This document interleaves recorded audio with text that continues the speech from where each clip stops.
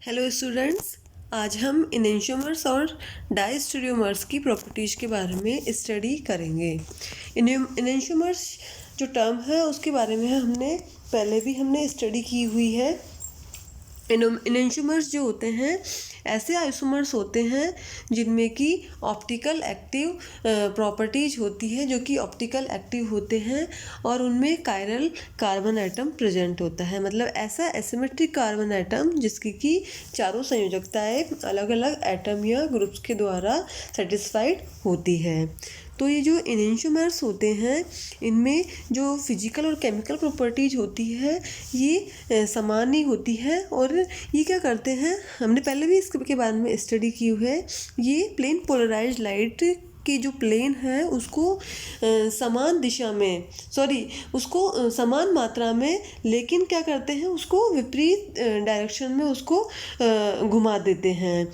तो इनेंशियोमर्स जो कि ऐसे इनेंशियोमर्स जो कि प्लेन पोलराइज्ड लाइट के प्लेन को दाईं तरफ घुमा देते हैं या क्लॉकवाइज डायरेक्शन में घुमा देते हैं, उनको हम डेक्स्ट्रोरोटेटरी कहते हैं। उनको डी या प्लस साइन से रिप्रेजेंट करते हैं।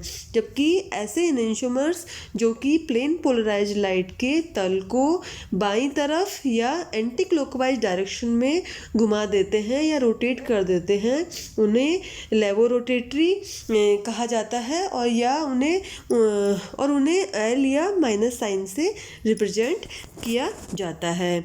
तो यहाँ पे हम टार्टरिक अम्ल की बात करते हैं, टार्टरिक अम्ल के फिजिकल प्रॉपर्टीज़ की। तो टार्टरिक अम्ल के जो तीन तरह के आइसोमर्स हैं, इसमें एक है डेक्स्ट्रोरोटेटरी जिसको कि प्लस साइन से रिप्रेजेंट कर रखा है। उसका जो गलनांक है या मेल्टिंग पॉइंट है वो 170 डिग्री होता है। और जो इसका जो स्पेसिफिक रोटेशन है, जो प्लेन पोलराइज्ड लाइट के तल को ये दाईं तरफ घुमा रहा है, वो कितना घुमा रहा है 11.98 डिग्री। हमने स्पेसिफिक रोटेशन निकालने के लिए फॉर्मूला एक काम में लिया था कि मतलब स्पेसिफिक रोटेशन स्क्वायर ब्रैकेट उसमें ऊपर टी लिखा हुआ था और नीचे लैम्डा लिखी हुई थी। लैम्डा का मतलब था कि जो लाइट हम ले रहे हैं उसकी वेवलेंथ कितनी है, और टी का मतलब है यहाँ पे उस ऑप्टिकल एक्टिव कंपाउंड का जो मेल्टिंग पॉइंट है, ठीक है। और इजिकल टू हो रहा था वो ऑब्जर्व्ड रोटेशन कि वो प्लेन पोलराइज्ड लाइट के प्लेन को कितना रोटेट कर रहा है।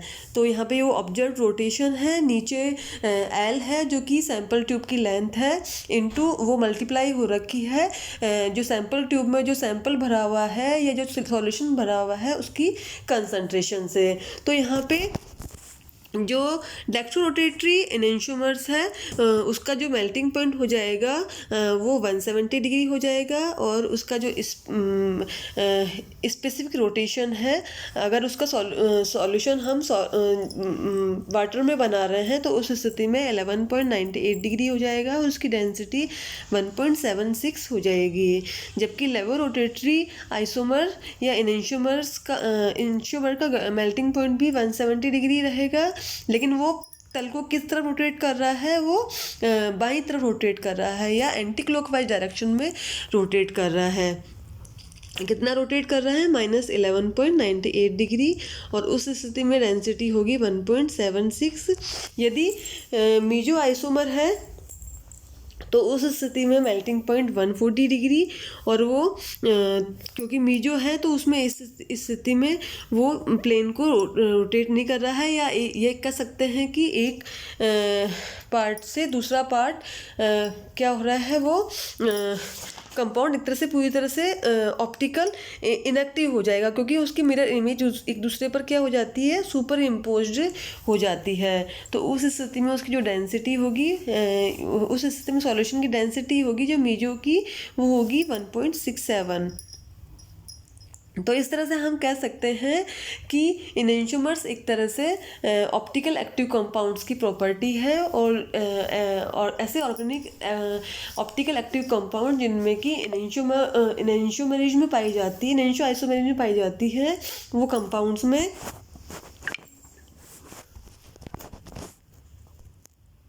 उन कंपाउंड्स में क्या हो रहा है, उन कंपाउंड्स में समान फिजिकल एंड केमिकल प्रॉपर्टीज होती है, लेकिन वो क्या करते हैं, प्लेन पोलराइज लाइट के तल को समान मात्रा में लेकिन विपरीत दिशा में रोटेट कर देते हैं, दाईं तरफ और बाईं तरफ। अब हम बात करते हैं ऐसे कंपाउंड्स में कि जिनमें अभी तक हमने बात करी ऐसे कंपाउंड्स में कि जिनमें कि एक कायरल सेंटर प्रेजेंट है। अब हम बात करते हैं ऐसे कंपाउंड्स की जिनमें एक से अधिक कायरल सेंटर प्रेजेंट हो। तो उस कंपाउंड में जो स्टीरियो आइसोमेरिज्म पाई जाएगी, उन कंपाउंड्स का ये जो प्रॉपर्टी है वो डाइस्टीरियो आइसोमर्स एवं मीजो कंपाउंड शो करेंगे। तो ऐसे कंपाउंड जो कि दो कायरल सेंटर वाले हैं, उनमें दो संभावनाएं हो सकती है, या तो उनके दोनों ही कायरल सेंटर जो होते हैं उन पर डिफरेंट एटम्स या ग्रुप्स प्रेजेंट हो, या दोनों ही कायरल सेंटर पर समान एटम्स या ग्रुप प्रेजेंट हो।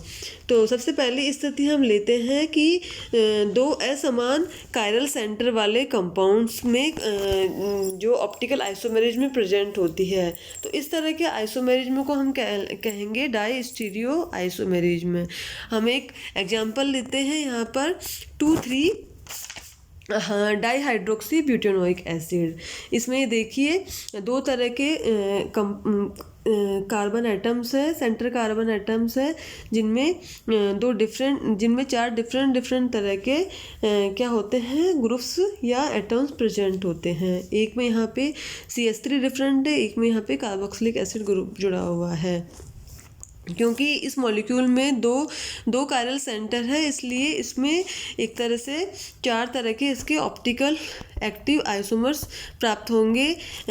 इनमें से दो तो एनेंटियोमर्स पेयर्स होते हैं, जैसे कि हम बात करते हैं 11 और 12 की, तो इसमें ये 11 और 12 एक दूसरे की मिरर इमेज है। इसी तरह से 13 और 14 एक दूसरे की मिरर इमेज है।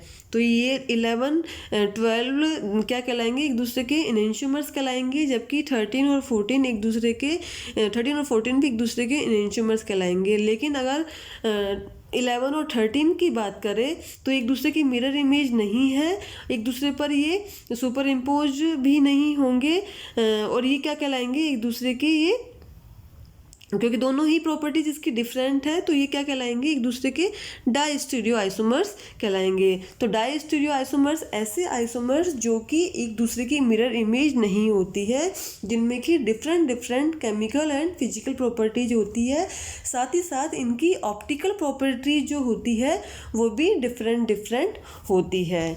तो यहाँ पे हमने 2,3 डाईहाइड्रोक्सी ब्यूटेनोइक एसिड की बात करी थी। इसी तरह से हम बात करते हैं, कुछ और भी एग्जांपल लेते हैं डाइस्टीरियो आइसोमर्स के, जैसे कि 3 ब्रोमो 2 ब्यूटेनॉल है।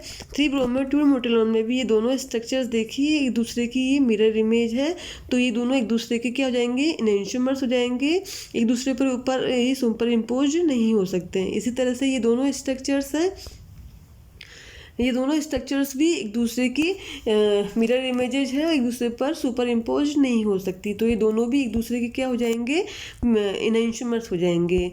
ये दोनों एक दूसरे के एनेंटियोमर्स है, ये दोनों एक दूसरे के एनेंटियोमर्स है। लेकिन जैसे स्ट्रक्चर फर्स्ट और स्ट्रक्चर थर्ड है, ये एक दूसरे के डाइस्टीरियोमर्स होगी, और इसी तरह से स्ट्रक्चर सेकेंड और स्ट्रक्चर फोर्थ एक दूसरे की डाइस्टीरियोमर्स होगी, क्योंकि दोनों ही स्ट्रक्चर्स एक दूसरे की मिरर इमेजेज नहीं है। साथ ही इनमें केमिकल और फिजिकल प्रॉपर्टीज भी डिफरेंट होती है, और इनकी ऑप्टिकल प्रॉपर्टीज भी डिफरेंट होती है। प्रॉपर्टीज के बारे में, डाइस्टीरियो आइसोमर्स की प्रॉपर्टीज के बारे में बात हम कर चुके हैं। अब हम बात करते हैं ऐसे कंपाउंड्स की जिनमें कि दो समान कायरल सेंटर्स प्रेजेंट होते हैं। तो उस तरह की आइसोमेरिज्म किन कंपाउंड्स में पाई जाती है। ऐसे कंपाउंड्स को हम मीजो कंपाउंड्स कहते हैं। जैसे कि इसका एग्जाम्पल हम लेते हैं, इसका एग्जाम्पल टार्टरिक एसिड है। इसका जो एक महत्वपूर्ण एग्जाम्पल है वो है टार्टरिक एसिड। इसका एग्जाम्पल में हम देखते हैं कि यहाँ पे देखिए स्ट्रक्चर फर्स्ट और सेकंड है, ये एक दूसरे की मिरर इमेज है और एक दूसरे पर सुपर इम्पोज्ड नहीं हो रही है। ठीक है। तो ये दूसरे की क्या कहला रही है, ये इनमें ऑप्टिकल दो कायरल सेंटर्स प्रेजेंट है और दोनों ही कैसे हैं, समान है, लेकिन ये कंपाउंड्स कैसे हैं, ऑप्टिकल इनएक्टिव है। क्यों? क्योंकि इनमें इंटरनल कंपेंसेशन हो रहा है, मतलब एक दूसरे में ये इंटरनली एक दूसरे में ये चेंज हो रहे हैं। तो ऐसे कंपाउंड्स एक दूसरे पर सुपर इम्पोज्ड हो जाते हैं। तो ऐसी स्थिति में इंटरनल कंपेंसेशन के कारण ये कंपाउंड्स क्या कहलाएंगे, ऑप्टिकल इनएक्टिव होते हैं। क्योंकि यहाँ पे देखिए ये जो मॉलिक्यूल है, इस मॉलिक्यूल का जो आधा पार्ट है वो दूसरे आधे पार्ट का की मिरर इमेज है। तो यहाँ पे जो मॉलिक्यूल है उस मॉलिक्यूल की आधे भाग की ऑप्टिकल एक्टिविटी दूसरे आधे भाग की ऑप्टिकल एक्टिविटी के समान है, लेकिन यहाँ पे दोनों की ऑप्टिकल एक्टिविटी एक दूसरे से क्या हो जाती है, डिस्ट्रॉयड हो जाती है और मॉलिक्यूल कैसा हो जाता है, ये ऑप्टिकल इनएक्टिव हो जाता है। तो इंटरनल कंपेंसेशन के कारण कोई मॉलिक्यूल की जो ऑप्टिकल एक्टिविटी प्रॉपर्टी है वो डिस्ट्रॉय हो जाती है। तो ऐसे कंपाउंड्स को हम मीजो कंपाउंड्स कहते हैं। तो total number of stereo isomerism को इस स्थिति में हम 2n के द्वारा निकाल सकते हैं। जो टार्टरिक एसिड होती है, टार्टरिक एसिड में 3 तरह के स्टीरियो आइसोमर्स पाए जाते हैं। एक तो डेक्स्ट्रो रोटेटरी आइसोमर, एक लेवो रोटेटरी आइसोमर और यहाँ पे जो ये दोनों कंपाउंड्स है, दोनों कंपाउंड्स में क्या हो रहा है, एक दूसरे के ये मीजो कंपाउंड्स है। तो 3 तरह के स्टीरियो आइसोमर्स इस टार्टरिक एसिड में पाई जाएंगी। आगे हम बात करें, यदि किसी कंपाउंड में नंबर ऑफ कायरल एटम, इसको हम देख चुके हैं। इसका एक मीजो कंपाउंड का एक और एग्जांपल दिया गया है 2,3-ब्यूटेन डाइओल। तो उसको भी हम, उसमें भी इस तरह की आइसोमेरिज्म पाई जाती है जिसकी संख्या 2n से कम होती है। n यहाँ पर है नंबर ऑफ कायरल सेंटर। तो जहाँ पर इनमें 4 आइसोमर्स इसके होने चाहिए, वहाँ पे 4 आइसोमर्स नहीं होके इस कंपाउंड के तो 3 ही आइसोमर होंगे। एक तो जैसे इसकी देखिए हम टार्टरिक एसिड की, तो ये डेक्स्ट्रो रोटेटरी हो गया, ये लेवो रोटेटरी हो गया, लेकिन यहाँ पे इस कंपाउंड में इंटरनल कन्वर्जन होकर कंपेंसेशन होकर एक पार्ट दूसरे पार्ट की ऑप्टिकल एक्टिविटी प्रॉपर्टी को डिस्ट्रॉय कर रहा है। तो इस स्थिति में ये दोनों कंपाउंड्स एक ही माने जाएंगे। तो एक तरह से टार्टरिक एसिड में 3 ही तरह के स्टीरियो आइसोमर्स होंगे। तो नंबर ऑफ स्टीरियो आइसोमर्स की संख्या जहाँ पे 2n होनी चाहिए, मतलब 4 होनी चाहिए, वहाँ पे 4 नहीं होके नंबर ऑफ स्टीरियो आइसोमर्स 2 ही माने जाएंगे। तो ये जो फॉर्मूला है ये वॉन हॉफ फार्मूला कहलाता है, जिसके द्वारा हम नंबर ऑफ स्टीरियो आइसोमर्स को कैलकुलेट कर सकते हैं।